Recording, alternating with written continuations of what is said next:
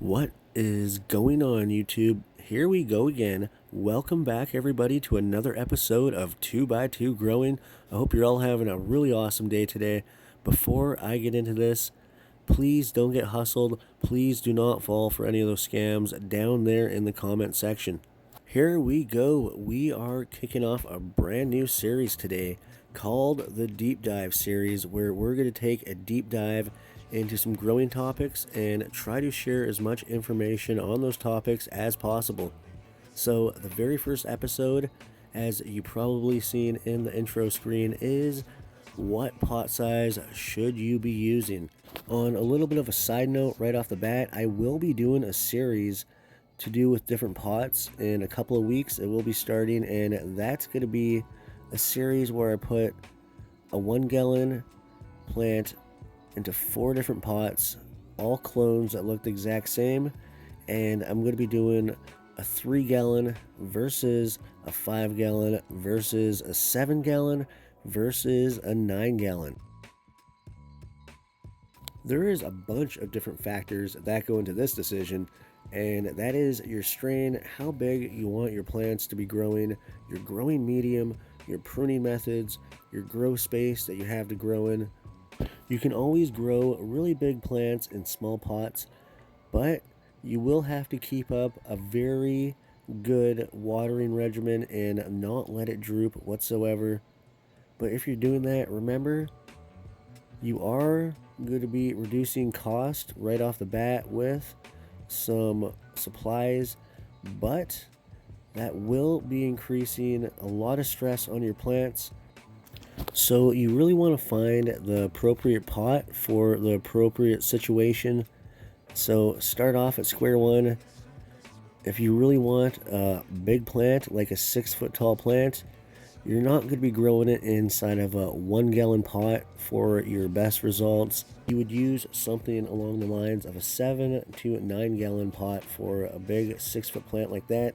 And another thing you also have to keep in mind, if you are going to be training your plant and it's going to be a much smaller plant but a much wider plant and stockier plant, you're going to have to be using a much bigger pot than normally recommended for the height that you're growing at. So remember the height and the width, keep that all in mind, and the more on each end of those is going to equal to be a much bigger pot size.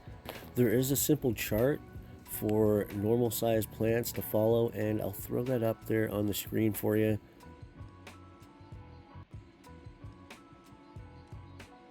And remember, this is just a generalization, and things might always differ depending on your situation. Now, some people will just throw the clone right out of the tray or the seed right into the final pot. There are negatives and positives for doing it both different ways. For example, you won't have to stress out your plant ever again if you just throw it into its final pot. But also, if it's too big of a final pot, you might run into some problems with some overwatering and whatnot. So you definitely got to watch yourself and know what you're doing. And for the more rookie growers, I do suggest actually sizing up for a solo cup if you're doing clones into a 1 gallon, and then you can go into your final pot from that point out.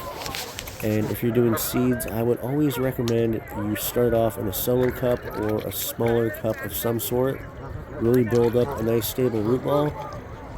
And also, if you're transplanting and your plants do lean a little bit, you always do have a chance to self-correct them by transplanting them more in an upright position than on a slanted or whatever may have happened to it in whatever direction position. I've had to do it several times, and it does come in handy when you just don't throw your clone into its final pot.